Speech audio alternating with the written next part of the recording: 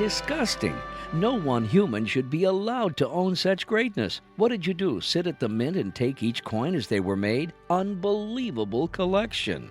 That colorful but appropriate comment is in praise of the Cardinal Collection Educational Foundation's Cartwheel Cent Set. The reaction shouldn't be surprising. It's the #1 all-time finest large cent typeset on the PCGS set registry. The Cardinal Type Collection of early copper, a multi-million-dollar display of over 24 early American copper pieces, featuring many items from the registry set, was on display at the Long Beach Expo earlier this month. This special exhibit presents a superb collection of historic and rare private coinage from 1787 to 1792 and early items from the Philadelphia Mint from 1793 to 1852. The collection, assembled by Martin Logies on behalf of the Cardinal Collection Educational Foundation, was exhibited courtesy of Bowers and Marana Auctions.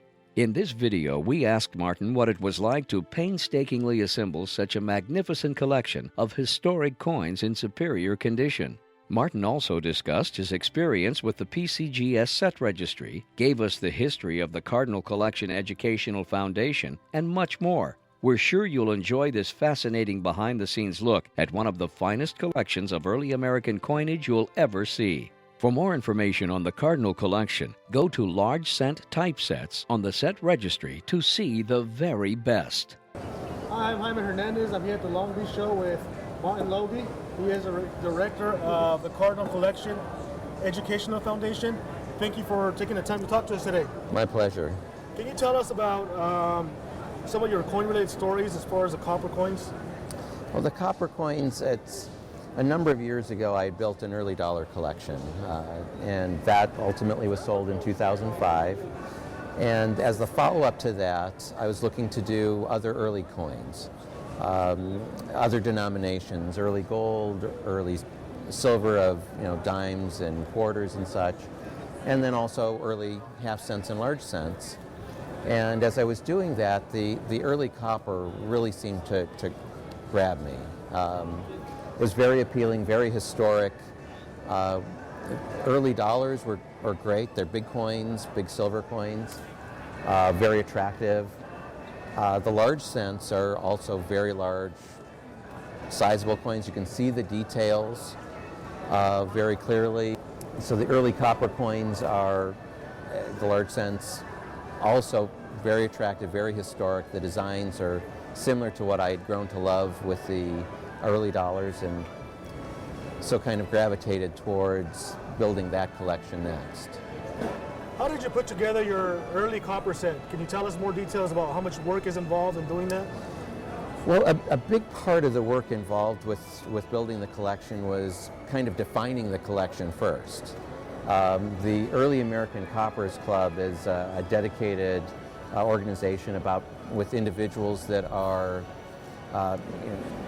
specialists in early copper such as this. Those that focus on them, they might focus on a specific date or a specific category like the Liberty Cap cents. There are thousands of those collectors, and there are many hundreds of die varieties that someone could collect. And there are many people who do that. So in building that collection, the first decision was, what is the scope of the collection? Is it a die variety collection? Is it a type collection? Is it a date collection, or what? I've kind of named it Portraits of Liberty, in that my objective in building it was to show the transitions of the different portrait styles of Liberty that shows up on the coins. So we start with the chain cent, which has a very distinctive face to Liberty, and then the wreath cent, which has a totally different portrait of Liberty, and then the Liberty caps, which have some subtle subtypes. There's the head of 93 style, head of 94, head of 95, and so on and so forth. And figuring on a collection of that size, every date covered, but then the different transitions of portrait styles for those dates, it expands it a bit further, but not as far as going into individual die varieties. And so not creating the need for some of the super rarity varieties that are extraordinarily costly.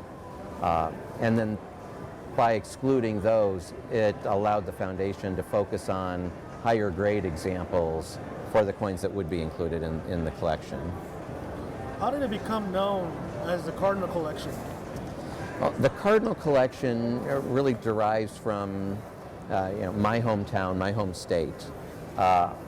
Years ago, an article was posted in the Numismatic News about a particular coin acquisition, and they wanted to have some type of a name to associate with the collection.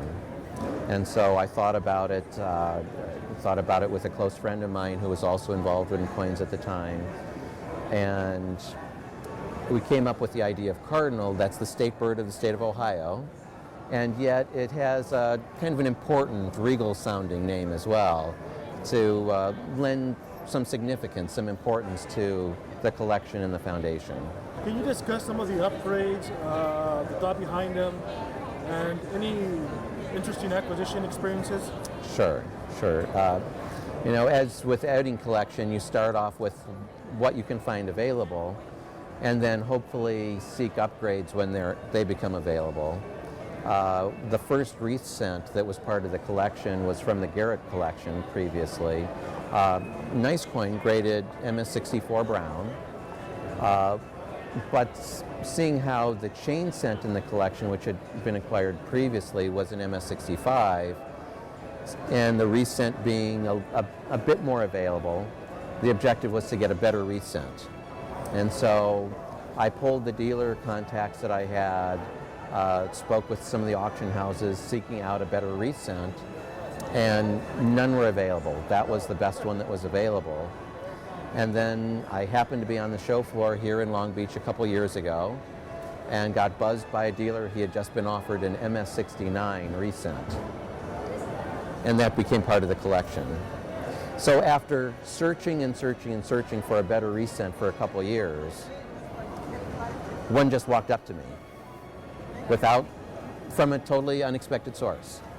Providence, very nice. It just worked out really well, and it's a very much appreciated addition to the set.